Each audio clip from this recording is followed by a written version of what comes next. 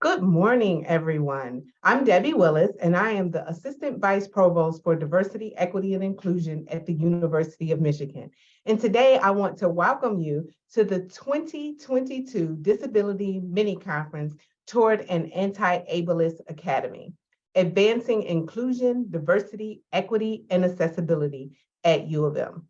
We have a total of 4 sessions that serve as an update on the progress made and the work still to be done on recommendations to close the accessibility gaps across campus for disabled students, faculty, and staff at U of M. Today, we have a phenomenal panel to discuss the care infrastructure and MiDisability support staff. With that, I'll turn it over to one of our panelists, Vincent Pinty. Thank you for that introduction. Hello, everyone. This is Vincent Pinty talking. Just to really quickly describe myself to you before we start. I am a white male in a wheelchair, and I have blonde curly hair, and I'm wearing a red sweater. So good morning again, everyone. Today we will be discussing care infrastructure at the University of Michigan. This is a topic that I am very passionate about. And I just want to point out again to everybody that is viewing that there are sign language interpretation services available. Please notice those. And if you have any questions at all, please let us know at the end of the presentation in the chat or the Q&A section, section. Now I will allow Michael to introduce himself. Good morning, everybody. My name is Michael Wilson. I use he, him, his pronouns. I'm a white male with blonde hair. Today I'm wearing a blue shirt. So I'm a second-year student here at the University of Michigan and LS&A in the honors program. Right now I study political science and am potentially minoring in law, justice, and social change. I'm interested in going on to law school. And a lot of my interests around civil rights and specifically disability accessibility in the ADA. And as my interest is in the legal field, I'm on the mock trial team here at Michigan and on the political consulting group. So I'm so thankful you're all joining us today and excited to have a conversation about how to make this institution as accessible as possible. So I think Vincent is going to lead us through what this project is all about. But once again, thank you so much for joining us. Yes, I want to just briefly talk a little bit more and give a little bit more details about myself. I am a 4th-year honors student studying political science, Spanish and English. Like Michael, I'm also pre-law, but I'm also a disability activist. And I will be happy to share a lot of my personal experience as a person with a disability, as a person with spinal muscular atrophy, as a wheelchair user on our campus, and how care infrastructure impacts my life every day. So we will get into more of that later, but again, I'm Vincent, and I'm happy to speak with you all today. So the first thing that I wanted to talk about with you all is what exactly is care infrastructure and why does it matter? So there's a lot of buzz in the national media about care infrastructure with legislation that is coming out of the Biden administration. So we've heard a lot about the infrastructure bill. We've heard a lot about the American Jobs Plan and the American Recovery Act, which all in some way address the care economy in the United States. But what's very new about the way we're talking about infrastructure, it's not just roads and bridges and schools anymore. It's about how do we deal with our lived environments? How do we make sure that all of the people in our country are receiving the care that we need so that our economy can function properly and people can live up to their true potential.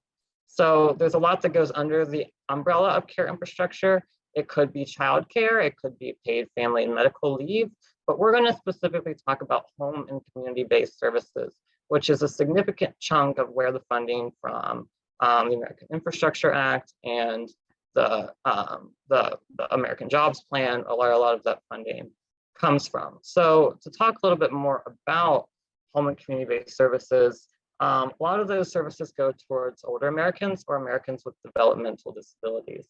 So Americans with Developmental Disabilities, what that means is that's any person that's diagnosed with a disability before the age of 25, and any person that needs assistance with their day-to-day living needs. So that affects students, faculty, staff, the entire Michigan community. There's plenty of individuals that are either part of our community already, such as myself, or people that are aspiring to be a part of our U of M community that need access to home and community-based services, where I think the university can have a very significant impact.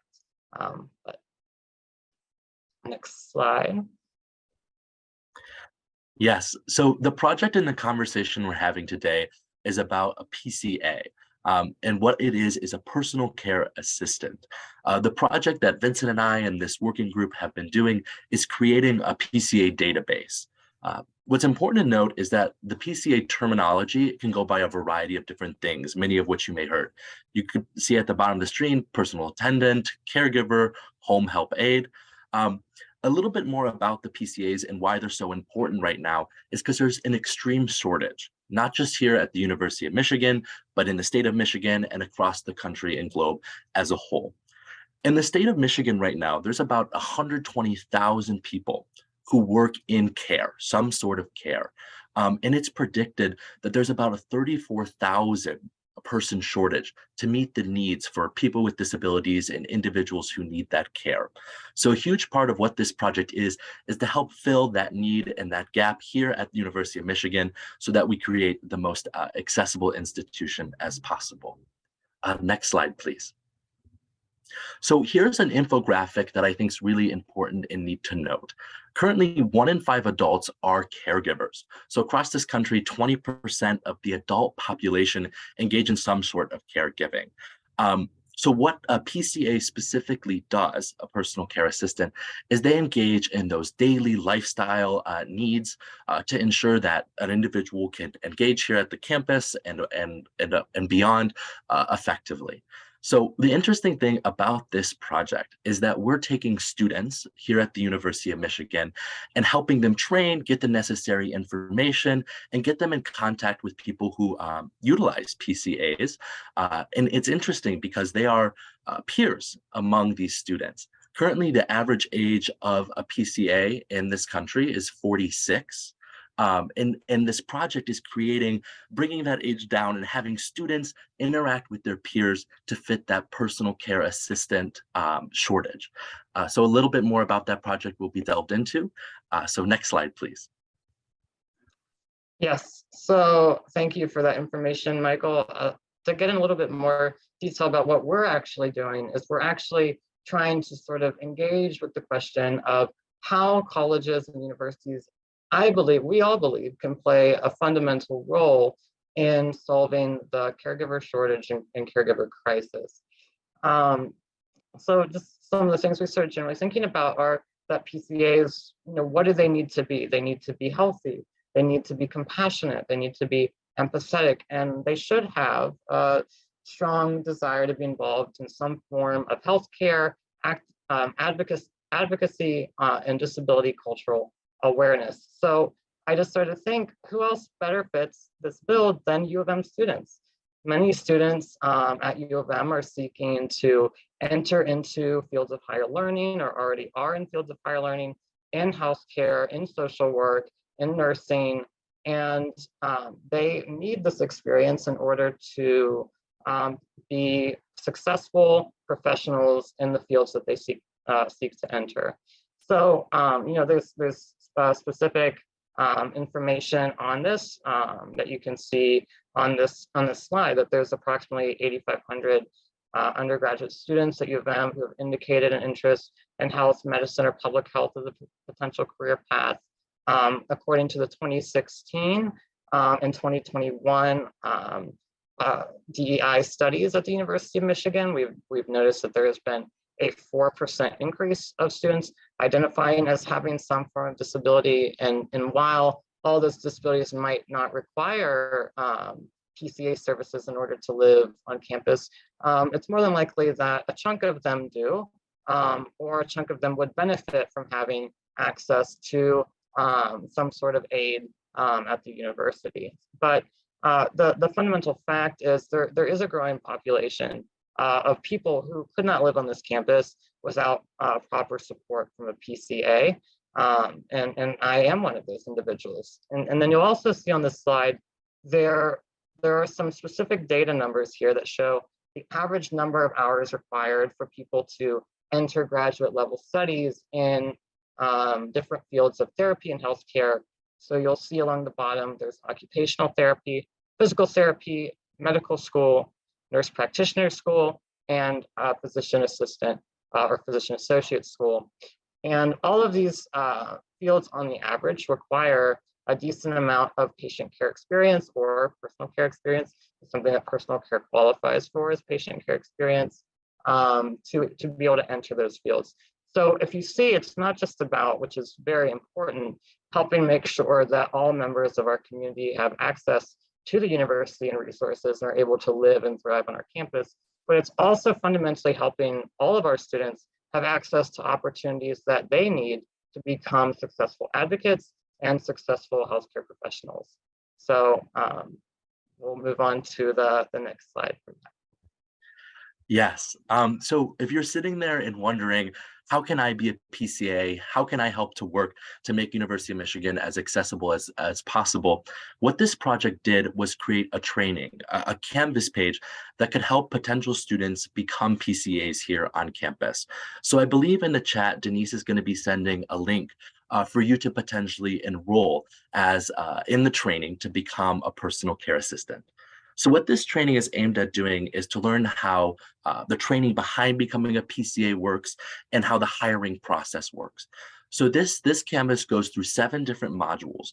What a PCA is, how can you benefit from being a PCA, the logistics, and we walk you through exactly what you need to know to be a successful PCA. At the end of the course, it will ask you to log on to a website called Family Helpers. It's run here by the University of Michigan. And what you'll do is you'll fill out the information, availability, your experience, your interest, and it will post a profile onto the Family Helpers website. So a person with a disability or a student here on campus who's looking for a potential PCA can reach out and talk to you and see if you're a good match to be a PCA. This is an incredible opportunity, as Vincent mentioned. If you're a pre-health student, social work, pre-law, you get such valuable insight from working with a student with a disability, and you create a connection and relationship that's on such a deep level, and it's such a valuable experience. So if you're interested in being a PCA and working towards creating a more inclusive campus, we invite you to enroll on this Canvas page.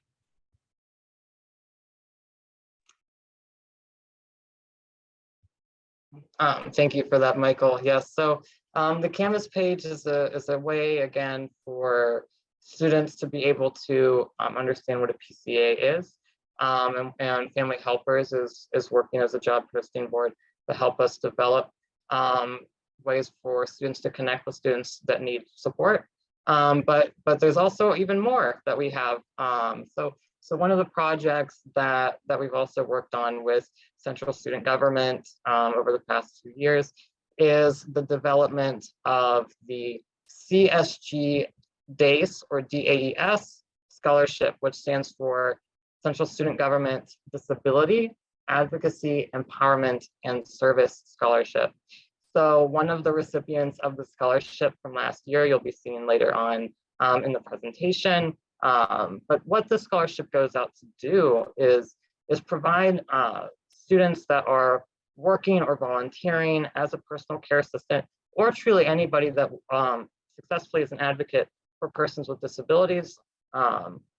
It allows them to have access to a competitive scholarship where they fill out a few short essays, they give a little bit of information on themselves, their resume, they talk about their work experience helping support folks with disabilities as a member of their support staff, and then they could potentially qualify for a $1,500 scholarship, which we are so happy that we're able to offer them, since the average wage for a personal care assistant is quite low, and everybody that needs a PCA can't necessarily afford to pay a PCA.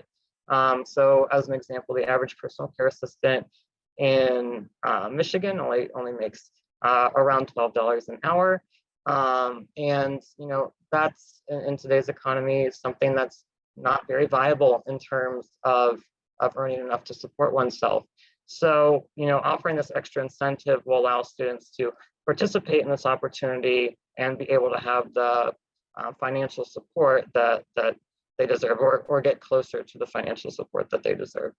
So just to emphasize, the 2021 winners, one of them will be talking to you later, Caroline Dickerson, and then Marino Wagner was another recipient of the scholarship, and it is qualified to undergraduate and graduate students. So encourage folks to look into it. It will be open until October 24th. So the deadline is coming up, but we're hoping that this scholarship will be continued indefinitely every year in the fall for the future. So that is one of the benefits that we have and that we've been working on to support our care infrastructure.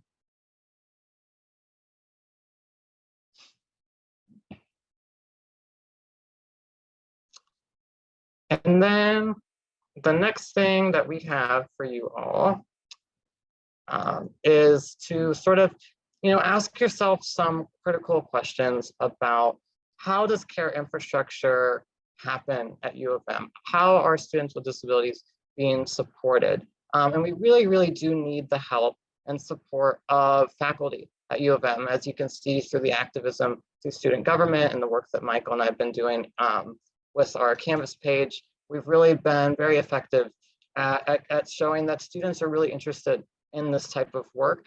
But we really need support from faculty to help really promote the services, to promote our Canvas page, to promote services like family helpers, to make sure that students with disabilities, when they arrive on our campus, know exactly where to seek help when they need it, or hopefully before they get to campus even, they're able to find that term, that type of help. So, questions to ask yourself is my department really accessible? Are there students with a variety of disabilities being supported?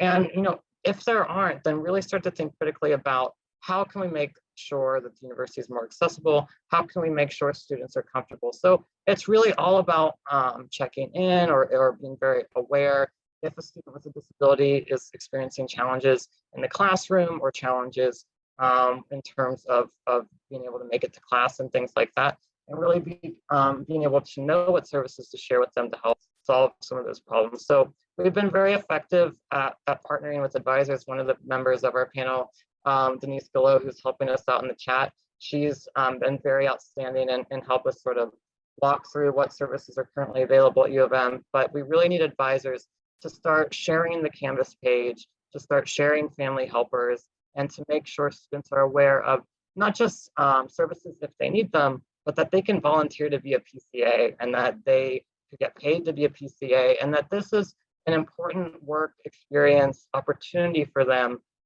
in a number of different fields. So academic advisors, if you're watching today, please, please, please reach out to us after this presentation. Our contact information will be available to you. And we would love to make sure that you understand the Canvas page and family helpers and are ready to promote PCA services to students who need them and to students who want to be PCAs. Yes, thank you so much, Vincent. Now that we've kind of overviewed what the project is and the importance of personal care assistance here on campus, we wanted to have a Q&A session. So feel free to put any questions or comments you have in the chat. Like Vincent mentioned, Denise is behind the scenes feeding those questions to us. So first, I wanted to introduce the other two panelists who are going to join us before we answer some questions, Caroline and Lloyd. Caroline, please introduce yourself. Hello, everyone. My name is Caroline Dickerson. I have curly brown hair and I am wearing a white shirt and a gray sweater. I'm a fourth year in the School of Nursing, and I was the 2021 recipient of the CSG Personal Care Assistant Scholarship. Woohoo! And I have been a personal caretaker for Vincent for the past 4 years. So I'm actually the longest living caretaker on his team. I know, I'm an alumni. And I'm also a writer for a satirical paper here, just to throw that in. I'm also very involved on campus. So that's me. Happy to be here.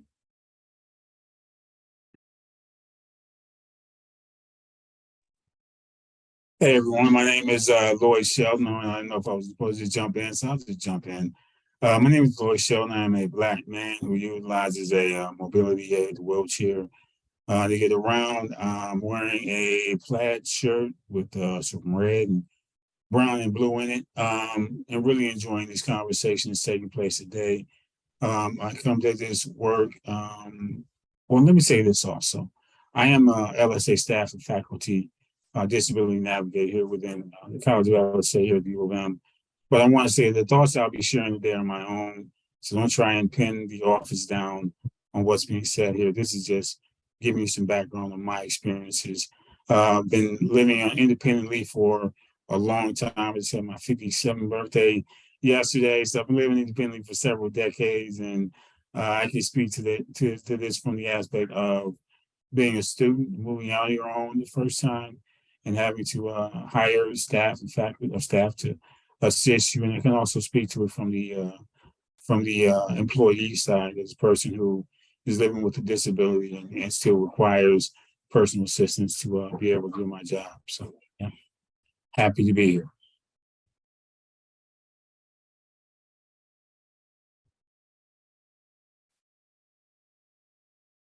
Great. Thank you so much for introducing yourself, guys.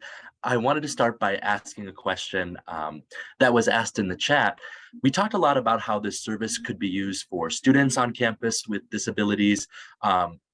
Is this also an option for faculty or other members of the University of Michigan community? I can take that one, absolutely. So, as I mentioned, I am employed at the university as a staff and faculty navigator, disciplinary navigator within LSA. One of the things I often tell folks is that folks like Vincent, folks like myself, a couple of decades ago, don't simply go to school for the sake of going to school. We don't just get degrees and acquire debt sometimes just for the sake of doing so. We always have an outcome, a goal that we're trying to achieve. And that goal is usually around employment, whether it's entrepreneurship or working in an institution. There's always an end goal of being able to support oneself and earn a living. And so we've seen traction occur as it relates to students with disabilities on campuses across higher education. We haven't seen that same type of traction as it relates to staff and faculty with disabilities across higher education. And so, again, it all works together, right? And so, understanding that, and quick as a sidebar, also, Vincent and I actually have the same disability. And so, when I look at Vincent, I see myself several decades ago. And again, so that once you graduate from your program, once you acquire the employment opportunity, all of a sudden your requirements, your needs, for assistance don't just evaporate. They continue on as you age, and sometimes they increase with the aging process. And so this is something that's critical, not just to the student body here at the University of Michigan, but it's also critical to staff and faculty here at the university as we attempt to we embrace the DEI, diversity, equity, inclusion, and try and recruit and retain a more diverse staff. Having these types of supports definitely plays into that. Absolutely. The other thing I wanted to note is that we're using family helpers specifically because it's meant for UMM faculty, staff, and students. So this project is aimed to help anybody on campus, anybody affiliated with University of Michigan. So that's a huge plus side of using family helpers. Caroline, I wanted to ask you a specific question. What motivated you to become a personal care assistant? So glad you asked. So freshman year, I did my first semester at Michigan, and naturally, like every freshman, I ran out of money. So I thought to myself, shoot, I need a job. Parents aren't going to keep giving me allowance anymore. That's done. So I signed up for job alert emails on the University of Michigan employment website. And out of the blue one day, I get this email for a personal caretaker thing. And I think that went to every nursing student. I'm not completely sure, but I signed up, and next thing I knew, I had a job and a new best friend. So yeah, I also just wanted to get some practice, just being comfortable with patients and everything, and make myself comfortable with being uncomfortable. And really, I couldn't think of a better way to do that than regularly stripping and bathing and dressing a strange boy my own age. So Perfect. Thank you so much. I wanted to ask, generically speaking, why are PCAs so important, and what difference do they make in your daily life? Yeah, I can respond to that. This is Vincent again. So as you could tell, yes, Caroline has had a very profound impact on my life, as has all of the PCAs that have supported me over the years. I've probably interviewed right around 50. I think we're at like 53 since the 4 years I've been here. And we currently have a staff of 17 students that are helping me. And the PCAs that I have, they quickly go from being, this is a job, to this is a family. These are people that are constantly, going out of their way to, help me live my best life. But also, there's been countless occasions where I've given personal advice, I've given professional advice, where I've helped write letters for students to go on to programs, externships, graduate level studies.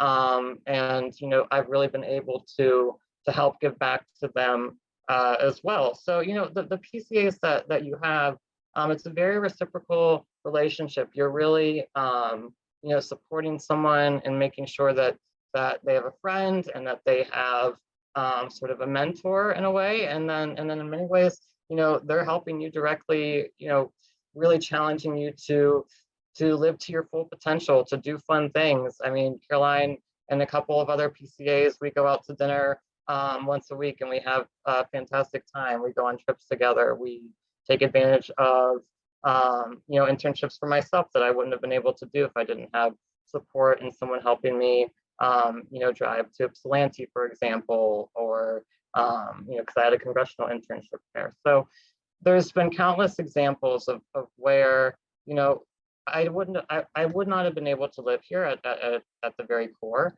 if I didn't have a PCA, but they also make sure that I take advantage of every opportunity that's within my power. So I don't know if anyone else has anything they'd like to add about the impact PCAs have, but to me, they are just the coolest people ever. Yeah, they are pretty cool. Most of them. I'm kidding. Yeah, they're pretty cool. So yeah, they're as far as the impact, like you said, Vincent, for folks such as ourselves, we're really relying on these folks to be able to live our lives and to be able to be functioning adults, to be able to get up, get out of bed, and pay our bills, go to work, go to school, what have you. They play a critical role in that. I always tell folks that I want my personal care attendants to be the least factor I have to worry and commit energy to, because I have so many other things, that I have to dedicate time and energy to. But unfortunately, as was mentioned previously in the presentation, there's such a shortage at this point of folks who are qualified and who really want to do this work. It's difficult. It's very difficult to find folks who are quality and who are dedicated to this work. And then, like you both mentioned earlier, a lot of times you do become like family. Yesterday, a couple of days ago, was my birthday. I was hanging out with somebody who was one of my former personal care assistants from last year, and then my best friend, godfather to his children, we met when he came into my life, or into each other's life in this type of capacity. So there's potential for long-lasting friendships and brotherhoods and connections and so forth. It is. I feel like it is rewarding for folks from the PCA side who are able to have play that role and be able to have someone benefit from their activity so profoundly. Thank you, Lloyd and Vincent. I know a lot of people that are listening are faculty and staff here at University of Michigan, potentially advisors. What are some things that you think they could do to help whether students connect at becoming a PCA or students with disabilities? What is their role play in this whole process? I think I could take that one. From my perspective, just watching Vincent through his whole journey so far throughout undergrad, I don't want to point fingers, but I don't think that the University of Michigan has done their best. And that's the truth. Vincent has done everything in terms of finding a local agency to get the caregivers and then personally interviewing all of the caregivers. And I mean, really, like, doing everything by himself with little to no assistance from anyone from the university, besides, finding a place to live, which has also been a whole different situation. Like, for the past 3 years, Vincent hasn't had a kitchen. And you don't think about how that would affect. I mean, people at the university said, oh, well, it's fine because he's across the street from a dining hall, so he can eat. It's no big deal. Well, let's think about where we live. We live in Michigan. It snows half of the year.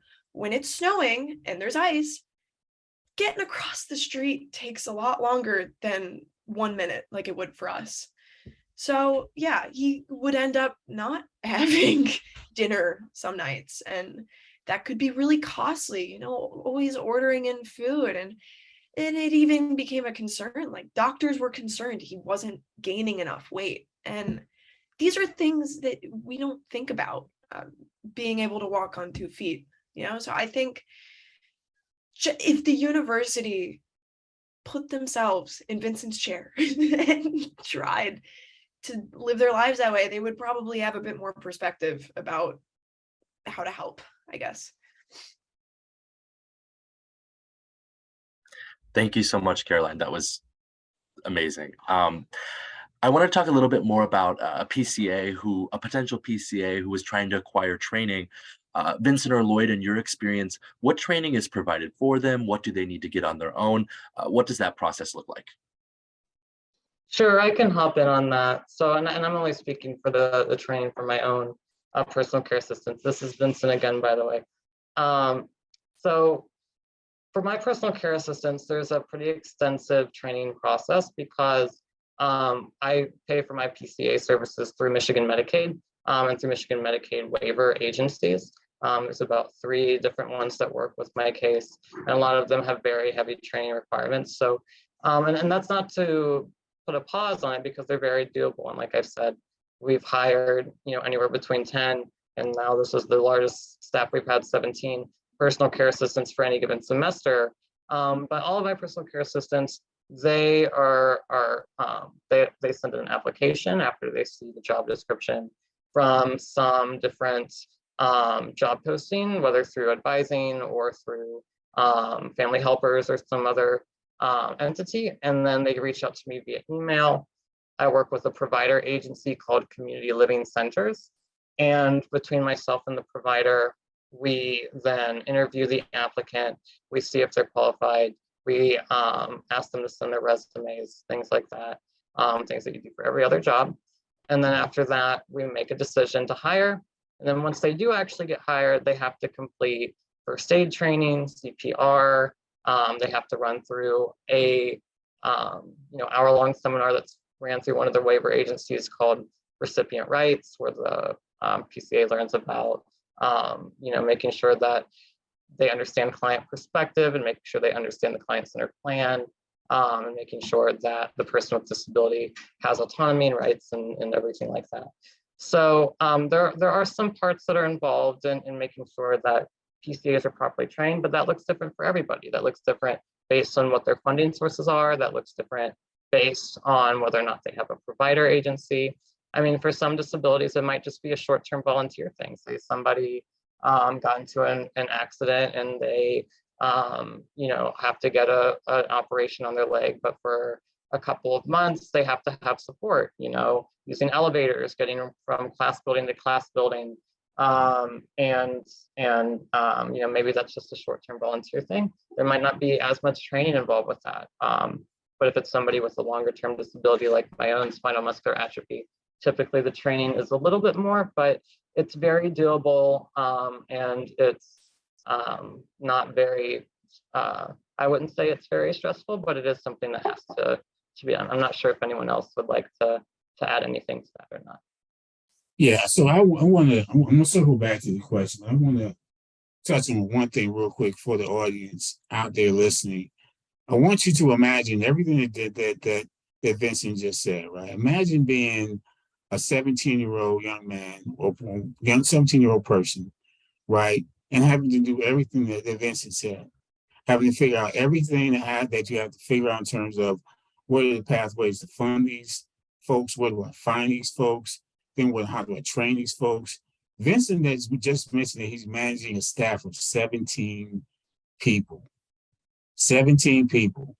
It's a big number. It's a lot of folks to manage, a lot of timesheets to submit, a lot of time to keep track of, right? And as well as managing the personalities, so forth and so on. You're doing all of this while, oh yeah, you're attending one of the best universities in the country, right? So you're carrying a full load of classes, right? You're managing your laundry and everything like that, while also going to school, doing research papers, projects, so forth and so on, while managing a staff of 17 people, right? That's a lot of weight. It's extra weight. Folks use this term crib time, right? Meaning the extra energy and effort that it takes to do the same thing everyone else does who is able-bodied, but we have to exert extra time, energy, and effort to accomplish those same tasks and goals because of the extra work that we have to do just to be able to show up to class or to work, right? So understand this is not something that's lightweight. That's why I commend Vincent and Michael and Denise. The work that they're doing in this is critical, right? This is something that's crucial. I had the opportunity after I graduated from grad school to work in the SSD office. I was working under Vice Provost Rob Sellers at the time, and had a conversation with Stuart Siegel, who was the head over SSD at the time, and he had been doing that job for decades. And we talked about how there was a gradual increase in places like the University of Michigan and Northwestern and Cal and Stanford and places like this, because the supports for the K-12 program for folks who have disabilities such as ours have come online and are supporting. And so folks are actually able to manifest their potential, right, to gain entrance into places like the University of Michigan and other places like this. And so this is the uptick that's going to continue to go on going forward. This is something that's not going to slow down.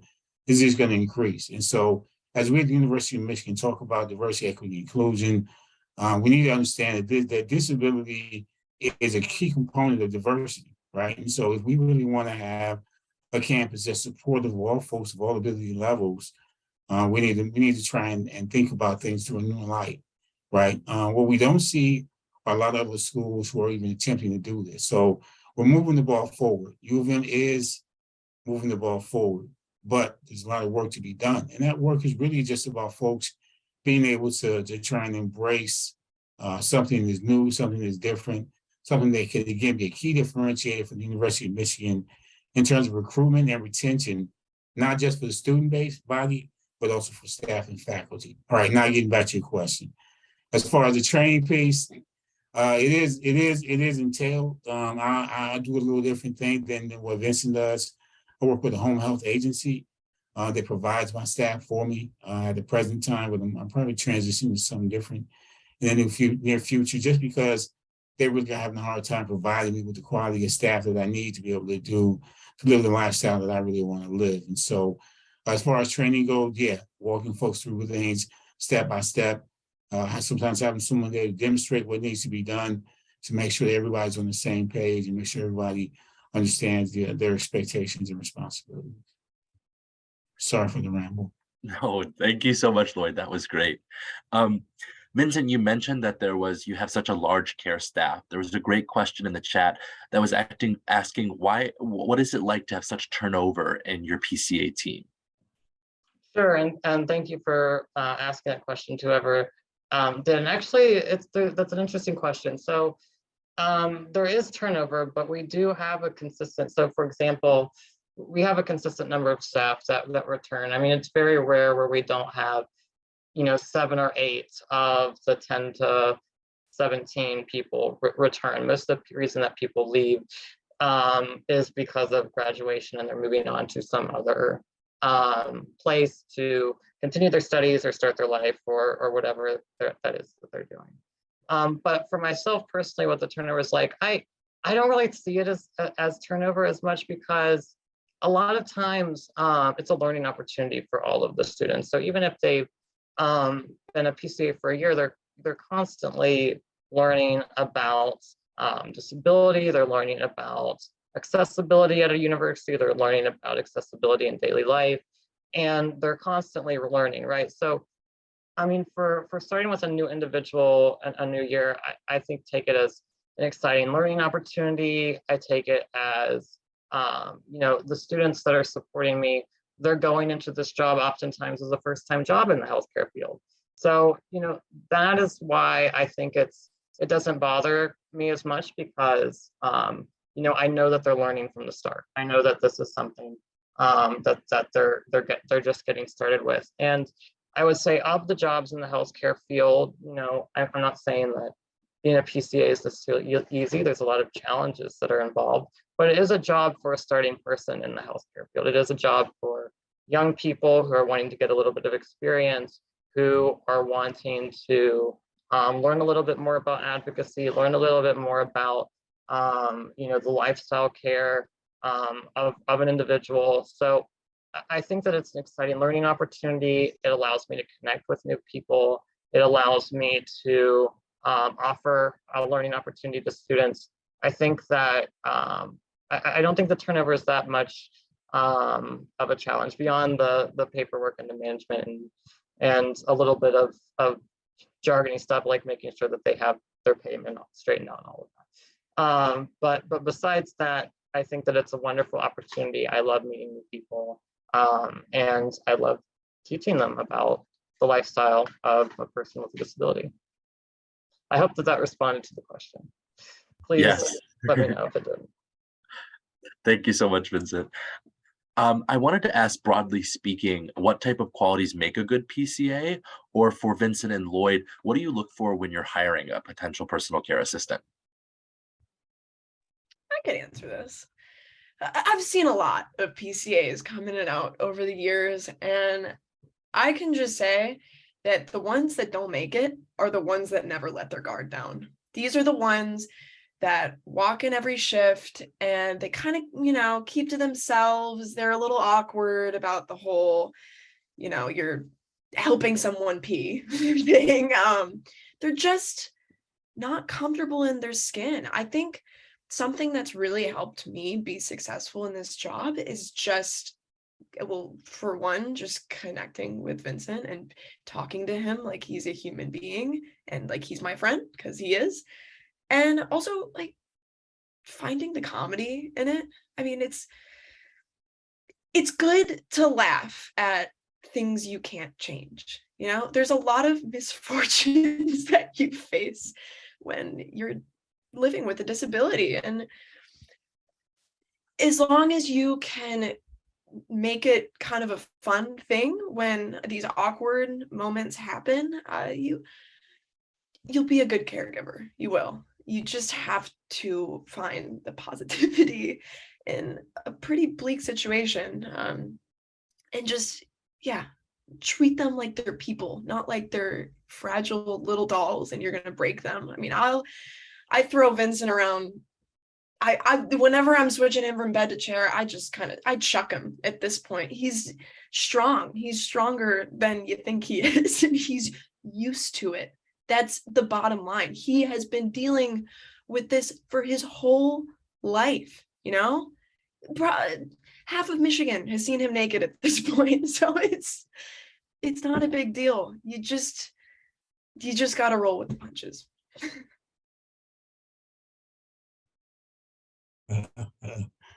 It's hilarious. That's hilarious. I say that to folks. I've been living independently, mostly in Washington County since '91, and I'm the same way. Like most PAs in this county, at some point, I'll be at a grocery store and see some person from the past, and I'm like, yeah, they saw me naked. Yeah, yeah.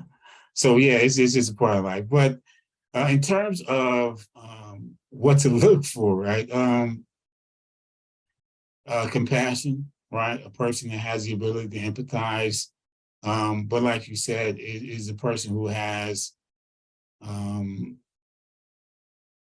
understands that we're all just human beings. We're all just dealing with whatever we're dealing with. Like it's just a day-to-day kind of thing. So, I like folks who have experience. I like folks who have worked before, but sometimes I find I've had the best outcomes with folks who didn't have experiences. Strangely enough, with me, I work well with folks who have a background in being mechanics. I have several folks who I've worked with for years on end who were mechanics before they started working with me. So I don't know what that's about, but yeah, people who can follow steps, people who can follow procedures, because it usually is a step-by-step kind of procedure for different things. And like you said, understand that we're human beings, and I hate when people are too fragile with me. That usually makes it take longer, and it's annoying. And I am not a baby; I'm a big man. So, go ahead and get to it. So yeah, I get that. Yeah.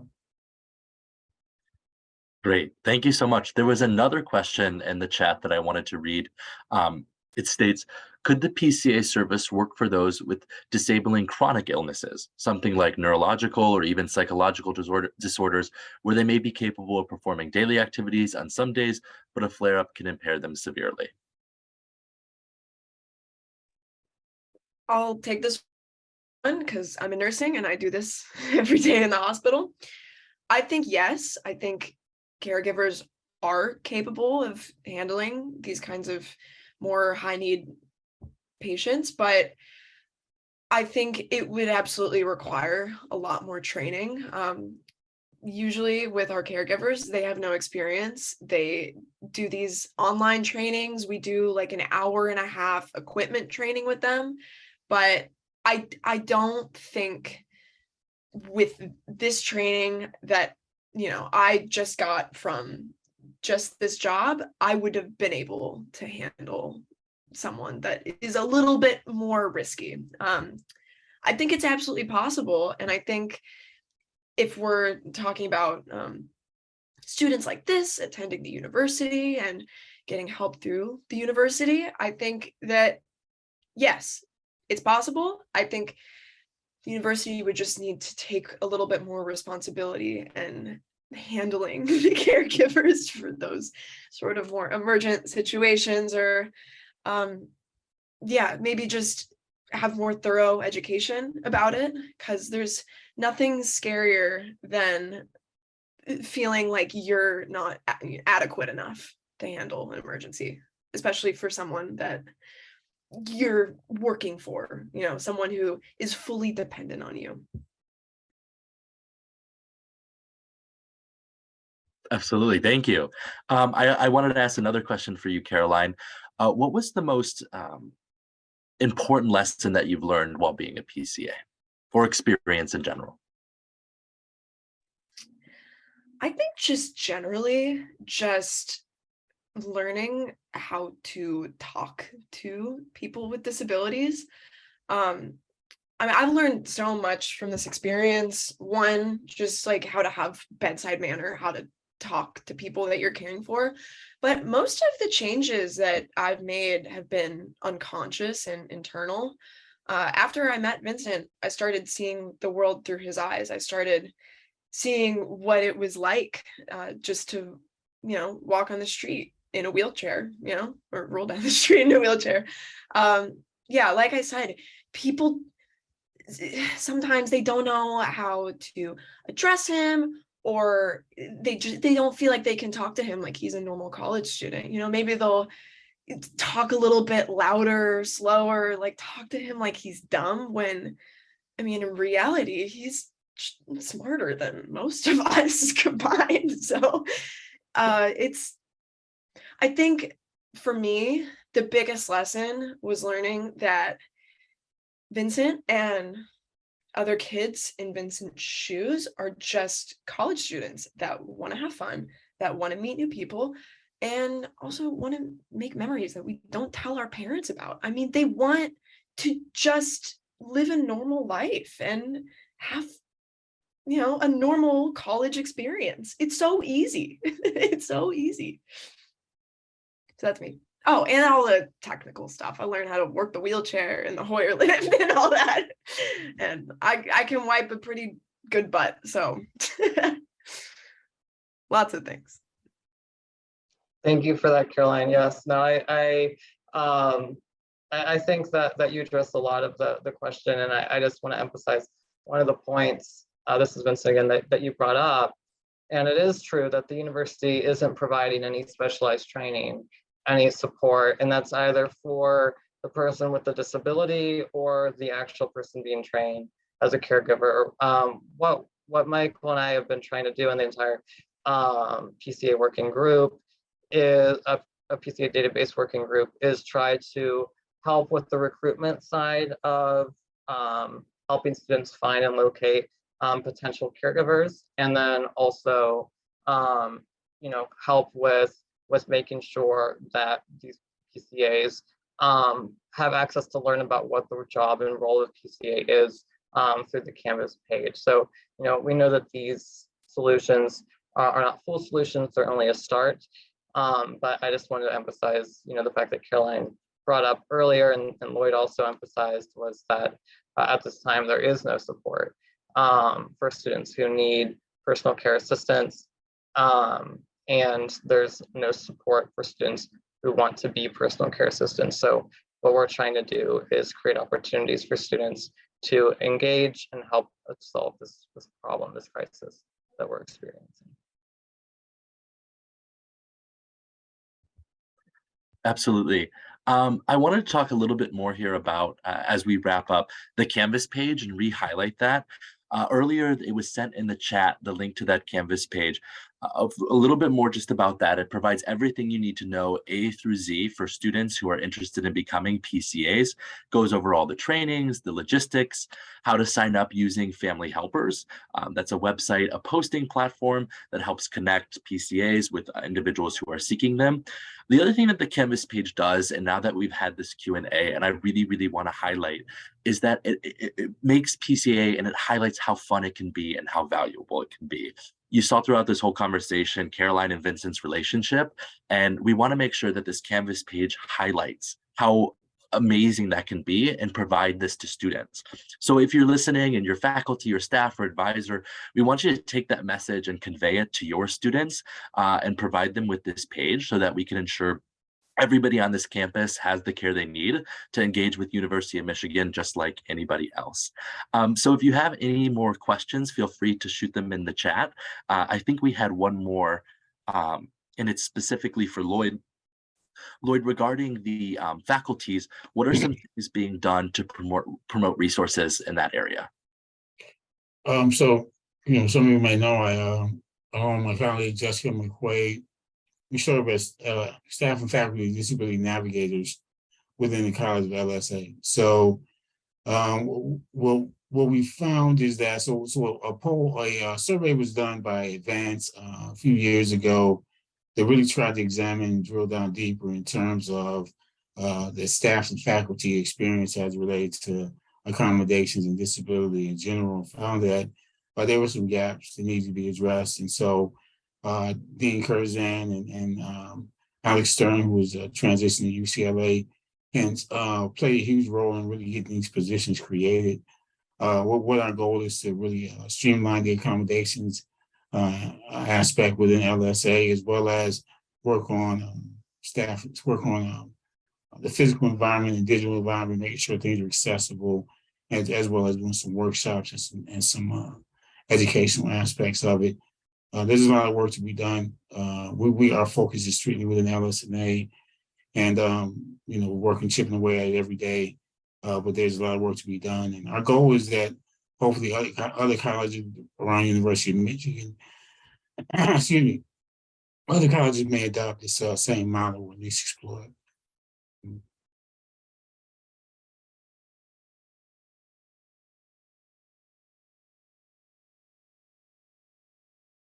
Just to chime in real quick, as a student who does the job, I think it would be a really great idea to make signing up for an interview to become a PCA as easy as signing up to become a barista at a dorm, okay?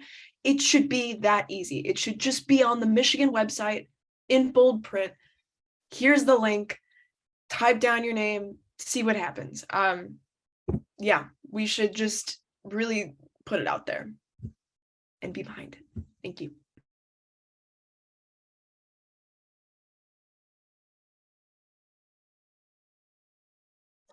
Yes, I think that that was the majority of the questions were answered. Vincent, did you have anything else you wanted to include while we wrap up?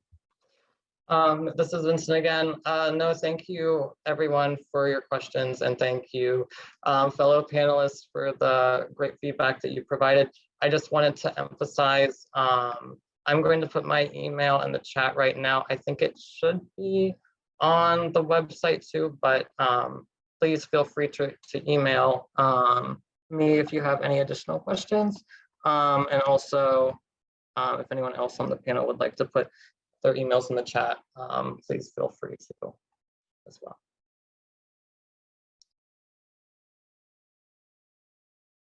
Perfect. Thank you, Vincent. I wanted to extend a huge thank you to Lloyd and Caroline for joining us today and providing us that insight.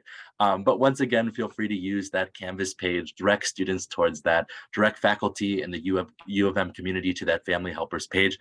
But thank you so much for joining, and we hope to hear from you soon.